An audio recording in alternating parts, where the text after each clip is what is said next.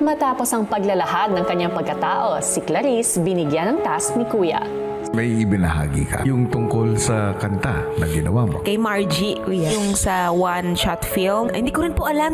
Actually, naramdaman ko po yan, Kuya. Bakit sa Laming Moments, doon pa ako nalagay. Wala naman silang idea pa, Kuya. Pero ako po yung nilagay na nanay ni Margie na isang character na na isang lesbian. And then, sabi nila, gawa daw ako ng kanta, kahit verse lang, about sexuality. And yun po, ang bilis ko nagawa yung isang verse na yun na parang it all came from the heart. Clarice, gusto kong matapos mo na ang kanta mo. Sige po, Kuya. Si Clarice agad namang nag-isip para mabuo ang kanta.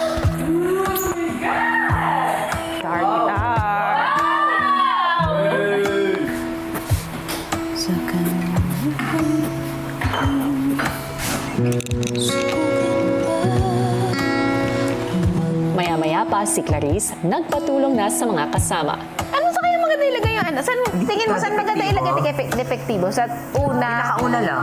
Talaga? Sa una? Kasi parang Or pwede bridge. Base po yun sa nararamdaman ko talaga yung song. Base sa mga na-feel ko noon bago ako magkumame, bago ako mag-out, na parang bumalik sa akin and hindi ko maiwasang maging emotional po, Kuya. I think ang tamang title po para dito, ang nafe-feel ko po is Walang Mali Sa'yo by Clarice de Guzman. So, di ka depektibo, iba man ay manibago, walang mali sa'yo.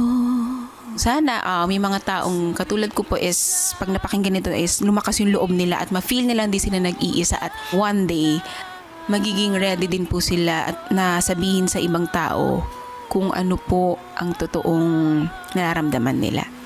Sobrang sarap po sa pakiramdam na makasulat po ng gantong song. Actually, dream ko lang po to dati. So, gusto ko na po talagang gumawa ng kanta but di ko alam kung paano ko i-release, kung paano ko sisimulan. And finally, eto na po. Maraming salamat po, Kuya.